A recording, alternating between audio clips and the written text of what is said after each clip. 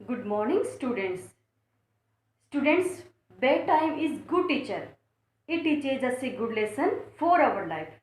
बच्चों, एक अच्छे समय से भी ज्यादा एक बुरा समय एक अच्छा पाठ पढ़ाकर जाता है। अब ये बुरा समय है कोविड-19, ये हमें एक अच्छा पाठ पढ़ाकर जाएगा, जिसमें पहला पाठ होगा स्वच्छता का, दूसरा पाठ होगा बचत का और तीसरा पाठ होगा ऑनलाइन एजुकेशन का।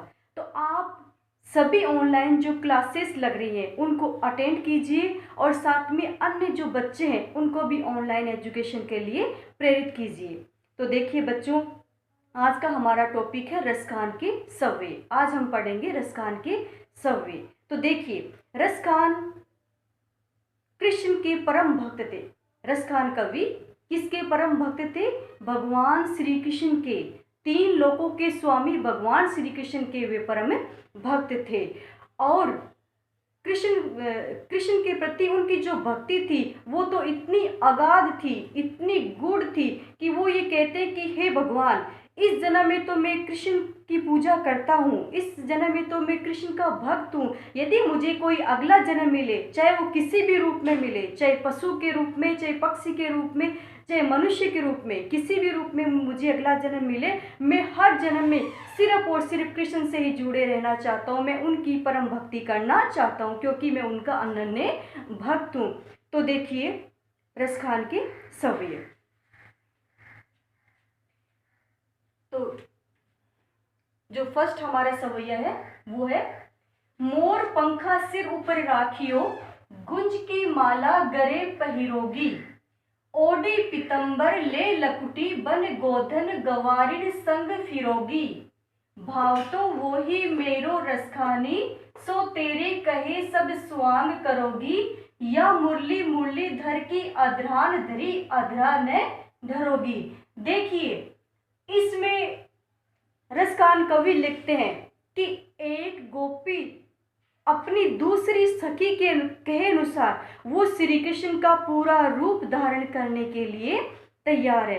कहने का मतलब इतना ही है कि एक जो गोपी है वो श्री कृष्ण के पीतांबर वस्त्र पहनने को तैयार है।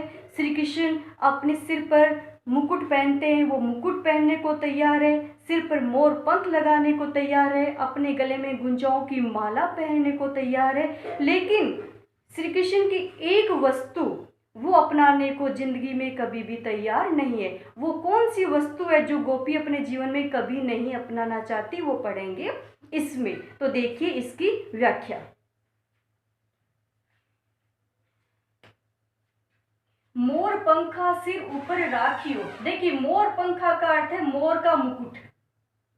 इसका अर्थ क्या है? मोर का मुकुट। राखियो का मतलब होता है रखना। गरे का अर्थ है गले में।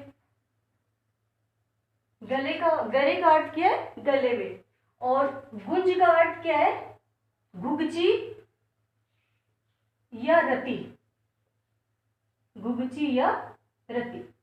देखिए इसका अर्थ, मोर पंखा सिर ऊपर राखियो।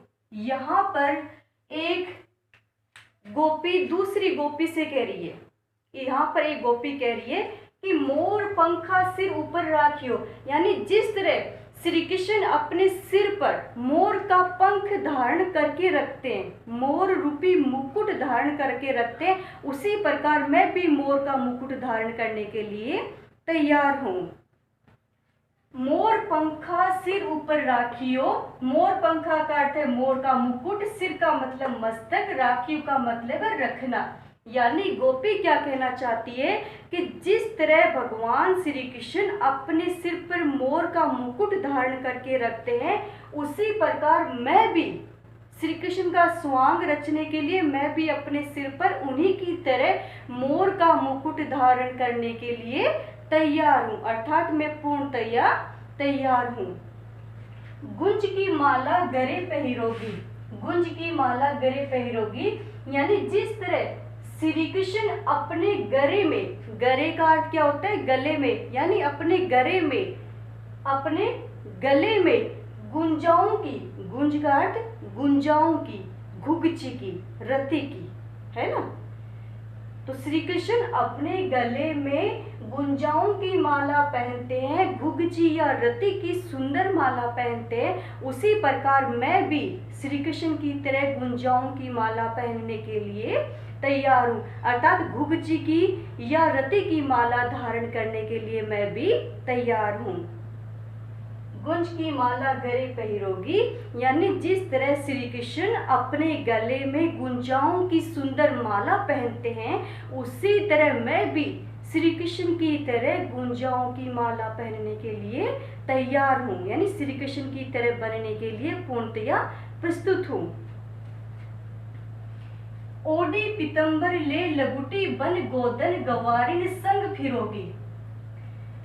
पीतंबर का अर्थ होता है पीले वस्त्र, पीले वस्त्र। लगुटी का अर्थ लकड़ी या लाठी होता है। गोदन का अर्थ गाय, गवारिन का अर्थ गवाले होता ही है। देखिए इसका अर्थ, ओढ़ी पीतंबर यानी गोपी क्या कहती है कि श्री कृष्ण जिस तरह पीतांबर धारण करते हैं, अर्थात पीले रंग के वस्त्र पहनते हैं, उसी प्रकार ओढ़ी पीतंबर यानी मैं भी पीतंबर धारण करने के लिए तैयार हूँ, मैं भी पीले रंग के वस्त्र पहनने के लिए तैयार हूँ। ओढ़ी पीतंबर गोपी कहना चाहती है कि जिस तरह भगवान श्री कृष्ण अपने शरीर पर पीतांबर धारण करते हैं, पीले रंग के वस्त्र पहनते हैं, पीले रंग के कपड़े पहनते हैं, उसी तरह मैं भी पीतांबर धारण करने के लिए तैयार हूँ। श्री कृष्ण का सारा स्वांग में रचने के लिए तैयार हूँ, उन्हीं के जैसे वस्त्र मैं भी पहनने को तैयार हूँ। देखिए यहाँ पर गोपी पूर्णतः एकाकार होना चाहती है श्री कृष्ण से, वो नहीं चाहती कि श्री कृष्ण और वो स्वयं अलग अलग हो, इसलिए वो श्री कृष्ण का सारा स्वांग रचना चाहती है, ताकि श्री कृष्ण की अनुपस्थिति में वो श्री कृष्ण के दर्शन का लाभ वो खुद को देखकर ही उठा सके। तो श्री कृष्ण के समान मैं पीतांबर धारण करना चाहती हूँ, पीले रंग के वस्त्र पहनना चाहती हूँ, ले लंगोटी और उन्हीं की तरह मैं हाथ में लाठी भी लूंगी।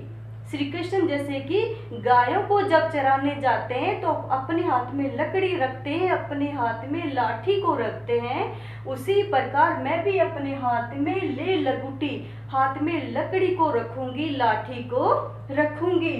गोदन गवारिन संग फिरोगी, गोदन यानी गायों के साथ और ग्वालों के साथ में वन वन फिरूंगी। वन का अर्थ है जंगल, गोदन गाय, गवारिन यानी ग्वाले, यानी गोपी कहती है कि मैं श्री कृष्ण की तरह ही गायों के साथ और ग्वालों के साथ वन वन फिरूंगी, यानी जंगल जंगल मैं उन्हीं की तरह विचरण करने के लिए तैयार हूँ। जिस तरह श्री कृष्ण जंगल जंगल अपनी गायों को लेकर जाते हैं, वनों में अपनी गायों को लेकर जाते हैं, उसी प्रकार मैं भी श्री कृष्ण की तरह ही गायों के साथ फिरने के लिए तैयार हूँ, उनके साथ विचरण करने के लिए पूर्णतया प्रस्तुत हूँ। भाव तो वो ही मेरो रसकानी, सो तेरे कहे सब स्वांग करूंगी। भाव तो वही का अर्थ है, वही का मतलब वही, और भाव तो का अर्थ होता है अच्छा लगना, अच्छा लगना। देखिए भाव तो वही मेरो रसखानी, रसखान कवि लिखते हैं, रसखान कवि लिखते हैं कि गोपी कह रही है कि भाव तो वही, भाव तो का अर्थ होता है अच्छा लगना और वही का अर्थ होता है वही। गोपी कह रही है कि मुझे तो वही अच्छा लगता है, यानी मुझे तो वही कृष्ण ही अच्छे लगते हैं। गोपी क्या कहना चाहती है कि भाव तो वही यानी मुझे तो वही अच्छे लगते हैं, अर्थात तीन लोगों के स्वामी भगवान श्री कृष्ण ही मुझे अच्छे लगते हैं, वही मेरे मन को भा गए, यानी वही मेरे मन को अच्छे लगते हैं। तेरे कहे सब स्वांग करूंगी, गोपी कहती है कि हे सखी, ए गोपी अपनी सखी से कह रही है कि हे सखी तुम्हारे कहे अनुसार मैं श्री कृष्ण का सारा स्वांग रचने को तैयार हूँ। तेरे कहे सब स्वांग करोगी। गोपी अपनी सखी से कह रही है कि हे सखी, तुम्हारे कहे अनुसार मैं श्री कृष्ण का सारा स्वांग रचने के लिए तैयार हूँ। जैसा श्री कृष्ण करते हैं वैसा का वैसा मैं भी करने के लिए तैयार हूँ, यानी उनका पूरा स्वांग में रचने को तैयार हूँ। या मुरली मुरलीधर की अधरान धरी, अधरा न धरोगी। मुरली का अर्थ क्लियर, ये वंशी होता है। मुरलीधर का अर्थ कृष्ण, जिसने मुरली को धारण कर रखा है, यानी कृष्ण। अधरान का अर्थ होता है होठ। धरी का मतलब होता है धारण करना। अधरा नहीं, यानी होठों पर नहीं, होठों पर नहीं। धरोगी यानी रखना।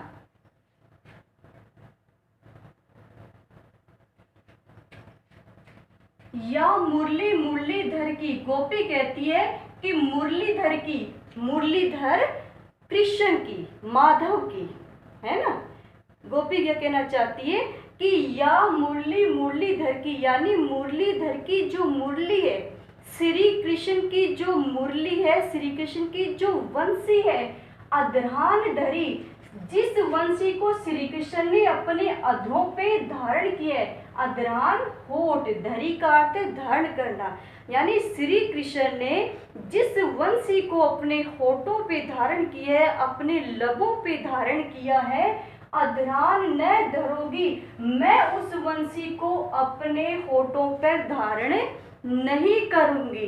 गोपी क्या कहती है कि श्री कृष्ण ने जिस मुरली को अपने अधरों पे धारण किया है, अपने होठों पे, अपने लबों पे धारण किया है, अधरा न धरोगी, मैं उस वंशी को अपने होठों पे धारण नहीं करूंगी। तो सिर्फ वंशी एक श्री कृष्ण की एक ऐसी वस्तु है जिसे गोपी अपने शरीर पर या अपने होठों पर धारण नहीं करना चाहती, क्योंकि वो वंशी को अपनी सौतन के समान समझती है।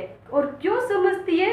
क्योंकि जब श्री कृष्ण वंशी बजाते हैं, मुरली बजाते हैं, तब वो अपनी आंखों को बंद कर लेते हैं, अपनी नेत्रों को क्या करते हैं, वो बंद कर लेते हैं, और उस वक्त वो गोपियों को नहीं देखते। तो गोपियों को लगता है कि श्री कृष्ण हमसे दूर होते जा रहे हैं, इसलिए गोपी उस मुरली को सौतन के समान समझती है कि जब कृष्ण के पास मुरली होती है तब वो हमारी तरफ ध्यान नहीं देते और हमसे प्रेम भी नहीं करते, बल्कि मुरली की धुन में ही खो जाते। इसलिए गोपी क्या समझती है, मुरली को अपनी सौतन के समान समझती है। तो इस पद का अर्थ क्लियर हुआ होगा शॉर्टकट में, एक बार फिर से अर्थ देख लो। मोर पंखा सिर ऊपर राखियो, गोपी कहना चाहती है कि श्री कृष्ण की तरह ही मैं भी अपने सिर पर मोर का मुकुट धारण करूंगी, गुंज की माला गले पहनूंगी, और गुंजाओं से बनी माला भी, घुघची रति से बनी माला मैं अपने गले में धारण करूंगी। ओढ़ी पीतंबर, श्री कृष्ण की तरह पीले वस्त्र मैं पहनूंगी, ले लंगोटी और लकड़ी को लेकर, लाठी को लेकर वन गोदन गवारिन संग फिरूंगी, लाठी को लेकर गायों और ग्वालों के साथ वन वन को मैं फिरूंगी, विचरण करूंगी। भाव तो वो ही मेरो रसानी, यानी मुझे श्री कृष्ण भा चुके, मुझे श्री कृष्ण अच्छे लगते हैं, तेरे कहे सब स्वांग करूंगी, हे सती तुम्हारे कहे अनुसार मैं सारा स्वांग रचने को तैयार हूँ। या मुरली मुरलीधर की, श्री कृष्ण की जो मुरली है, कृष्ण की जो वंशी है, अधरान धरी, श्री कृष्ण ने जिस वंशी को अपने अधरों पे धारण किया है, श्री कृष्ण ने जिस वंशी को अपने अधरों पे, होठों पे धारण किया है, अधरा न धरोगी, उसको मैं अपने होठों पे कभी भी धारण नहीं करूंगी। तो हुआ होगा अच्छी तरीके से इसका अर्थ क्लियर। देखिए नीचे वाली जो ये काव्य पंक्ति है, इसमें यमक अलंकार है। इसमें कौन सा अलंकार है? यमक अलंकार है, और यमक अलंकार का बहुत सुंदर उदाहरण है ये। देखिए अलंकार हम पढ़ चुके हैं, अलंकार क्लियर होने जरूरी है आपके। मुरली मुरलीधर, देखिए दो शब्द है यहाँ पर, दो शब्द है, एक तो मुरली है, एक मुरलीधर है। अब देखिए मुरलीधर में यहाँ पर धर लगा हुआ है और मुरली में क्या, सिर्फ मुरली है। तो यहाँ पर कौन सा अलंकार है? शब्द एक है, यहाँ पर इसका अर्थ वंशी निकल रहा है और यहाँ पर इसका अर्थ कृष्ण निकल रहा है ना। यहाँ पर इसका अर्थ वंशी निकल रहा है, यहाँ पर कृष्ण निकल रहा है। तो कौन सा अलंकार है? यमक अलंकार है। और यमक में भी कौन सा अलंकार है? सभंग यमक है। सभंग यमक क्यों है? क्योंकि इसमें भंग साथ है। सभंग का अर्थ क्या होता है? जिसमें भंग साथ होता है। और वो भंग कौन सा साथ है? देखिए यहाँ पर धर शब्द आया है और यहाँ पर धर शब्द नहीं आया, यानी इस धर का यहाँ पर क्या हो गया? भंग हो गया, यहाँ से ये हट गया, इसलिए सभंग यमक है। और यदि यूं होता शब्द तो ये कौन सा अलंकार होता? अभंग होता। अभंग जो भंग नहीं है, तो ये सभंग है भाई। अध्रान और अध्रान्य, इसमें भी यमक अलंकार है। कैसे? देखिए अध्रान का अर्थ मैंने आपको अभी क्या बताया? होठ बताया। अध्रान होठ बताया। और अध्रान्य, देखिए शब्द एक जैसा सा ही है, थोड़ा सा डिफरेंट है, थोड़ा सा अलग है। अध्रान है यहाँ पर और यहाँ पर क्या है? अध्रान्य। अध्रान्य यानी नहीं, है ना। तो अध्रान का अर्थ है होठ और अध्रान्य यानी होठों पर नहीं। एक का अर्थ है होठ, एक का अर्थ है होठों पर नहीं। तो यहाँ पर कौन सा अलंकार है? यमक अलंकार है। यमक में भी कौन सा? सबंग यमक है ना। सबंग यमक अलंकार हुआ। अभंग होता तो यहाँ पर नहीं होता, यहाँ पर ये ज्वाइंट होता, ये अलग हो चुका है यहाँ पर, इसलिए कौन सा अलंकार है? सबंग यमक है। तो इसमें यमक अलंकार है। देखिए दूसरे इसका सवे का अर्थ, कानूनी दे अंगुरी रहिबो जब ही मुरली धुनी मंद बजे है, मोहनी तानन सो रसकानी अटा चढ़ी गोदन गे है तो गे है, तेरी कहो सिगरे ब्रज लोगन काली कहो कितनो समुझे है, मायरी व मुख की मुस्कानी समारी न जे है न जे है न जे है। देखिए काननी दे अंगूरी रहिबो जब ही मुरली धुनी मंद बजियो, यहाँ पर इस सवे में एक गोपी अपने आप को वश में नहीं कर पाती, अपने आप को नियंत्रण में नहीं कर पाती। वो कहती है कि मैं श्री कृष्ण को देखूंगी भी नहीं और साथ में उनकी वंशी की आवाज़ भी नहीं सुनूंगी, वंशी की धुन भी नहीं सुनूंगी, उसके लिए मैं अपने कानों में क्या करूंगी? अंगुली को दे लूंगी। लेकिन फिर भी यदि किसी तरीके से मेरे कानों में श्री कृष्ण की वंशी का स्वर आ गया, वंशी का या फिर मुरली का जो स्वर है मैंने सुन लिया, फिर मैं अपने आप को अपने वश में नहीं कर पाऊंगी, मैं अपने हृदय को अपने वश में नहीं कर पाऊंगी। तो यही इस सवे में बताया गया है। काननी दे अंगूरी रेबो, काननी का अर्थ है कानों में, कानों में। अंगूरी का अर्थ क्लियर ही हो रहा है, अंगुली।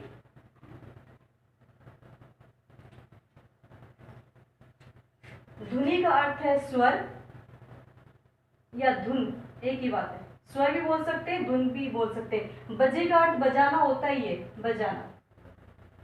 देखिए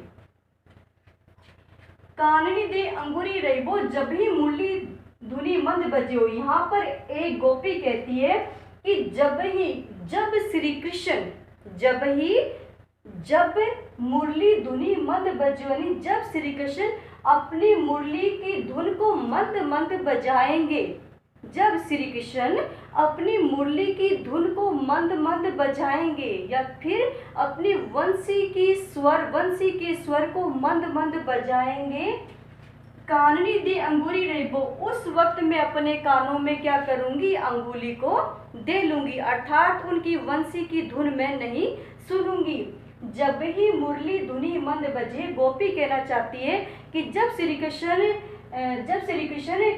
मुरली बजाएंगे, वंशी बजाएंगे, उस समय अपने कानों में अंगुली दे लूंगी। मोहनी तानन सो रसकानी अटा चढ़ी गोदन गेह तो गेह, मोहनी तानन यानी श्री कृष्ण अपनी मुरली की मोहनी तान को बजाएंगे। जब श्री कृष्ण अपनी मुरली की मोहनी तान को बजाएंगे, स्वर को बजाएंगे या फिर धुन को बजाएंगे, अटा चढ़ी, और साथ में हमें आकर्षित करने के लिए अटा चढ़ी चाहे बड़ी बड़ी अटालिकाओं पे या फिर बड़े बड़े महलों पे चढ़ जाए, और गोधन का अर्थ है लोकगीत, चाहे अटालिकाओं पे चढ़ के गोधन नामक लोकगीत गाए तो गाए, उसका हम पर कोई भी असर नहीं होगा। सॉरी।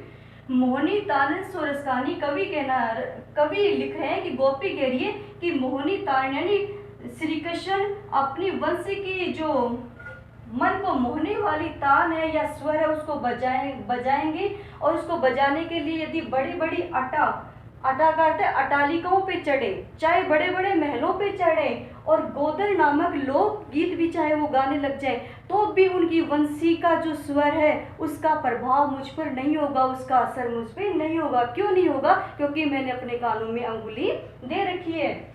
टेरी कहो सिगरे ब्रज लोगिन, काली कहो कितु समझाए। टेरी का अर्थ होता है पुकारना, सिगरे का अर्थ है सभी, लोगिन का अर्थ लोग होता है, काली का अर्थ कल है। देखिए, टेरी कहो सिगरे ब्रज लोगिन, गोपी कहती है कि मैं सभी ब्रज के लोगों को टेरी करके कहती हूँ, पुकार कर कह रही हूँ। सिगरे सभी को, ब्रज नगरी, लोगिन लोग, और टेरी का अर्थ है पुकारना। गोपी क्या कहना चाहती है कि मैं सिगरे ब्रज लोगिन, सभी ब्रज के लोगों को, सभी ब्रज नगरी के लोगों को मैं पुकार कर कहती हूँ कि श्री कृष्ण की मुस्कान से बचने का, श्री कृष्ण की मुस्कान से बचने का आज कोई उपाय करना है तो कर लो। काल यानी कल को, कल चाहे कितने उपाय करना और कितनों समझो, चाहे मुझे कितना ही समझाना, अगर श्री कृष्ण की वंशी की धुन अगर मेरे कानों में पड़ गई तो मैं अपने हृदय को नहीं रोक पाऊंगी, मैं अपने मन को कभी रोक नहीं पाऊंगी। गोपी कहती है सिंगरे ब्रज लोगिन, सभी ब्रज के लोगों को मैं पुकार कर कहती हूँ कि श्री कृष्ण की मुस्कान से बचने का आज कोई उपाय करना है तो कर लो। काली को, कल चाहे कितने उपाय करना, काली का अर्थ है कल, को यानी कितने, कल चाहे कितने उपाय कर लेना और कितनों समझे, चाहे मुझे कितना ही समझाना, उसका मुझ पे कोई असर नहीं होने वाला, मुझ पर कोई भी प्रभाव नहीं पड़ेगा। माई व मुख की मुस्कानी, समारी न जेहे न जेहे न जेहे। माई का अर्थ है माँ, माई का अर्थ है माँ। गोपी कहती है कि मायरी की हे माँ, गोपी क्या कहना चाहती है कि हे माँ, मायरी हे माँ, वह मुख की मुस्कानी, यानी वह श्री कृष्ण के मुख की मुस्कान, वह श्री कृष्ण के मुख की मुस्कान संभाली न जे, यानी उसको देखकर मैं अपने आप को संभाल नहीं पाती, मैं अपने आप को क्या नहीं कर पाती, संभाल नहीं पाती। न जे, कभी भी संभाल नहीं पाती, न जे, किसी भी कीमत पर संभाल नहीं पाती। मायरी व मुख की मुस्कानी, गोपी कहती है कि श्री कृष्ण के हे माँ, श्री कृष्ण के मुख की जो मुस्कान है उसको देखकर संभाली न जे, मैं अपने आप को संभाल नहीं पाती, कभी भी संभाल नहीं पाती, किसी भी कीमत पर मैं अपने आप को संभाल नहीं पाती। तो ये था इसका अर्थ, व्याख्या। तो देखिए, गोपियां जो है, रसखान की जो गोपियां हैं, वो गोपियां श्री कृष्ण से पूर्णतया एकाकार होना चाहती है। वो नहीं चाहती कि श्री कृष्ण वो अलग अलग हो, वो पूरी तरह श्री कृष्ण को अपनाना चाहती हैं, क्योंकि वो श्री कृष्ण से बेहद प्रेम करती हैं, श्री कृष्ण से वो अनन्य प्रेम करती हैं, श्री कृष्ण की वो परम भक्ति है। वास्तव में तो गोपियों के माध्यम से श्री कृष्ण का परम भक्त कौन है? रसखान कवि है। रसखान कवि गोपियों के जरिए वो अपनी प्रेम भक्ति को, अपनी भगवत भक्ति को वो प्रकट कर रहे हैं। तो देखिए स्टूडेंट्स, ये हमारा रसखान का लेसन था जो कि आज कंप्लीट होता है। आप वीडियोस को देखिए, एक बार देखिए, 2 बार देखिए, 3 बार देखिए, जितनी बार हो सके आप देखिए और साथ में समझिए। तो ये इसकी अर्थ व्याख्या थी जो आपकी क्लियर हुई होगी, समझ में आई होगी। ठीक है, ओके स्टूडेंट्स, थैंक यू।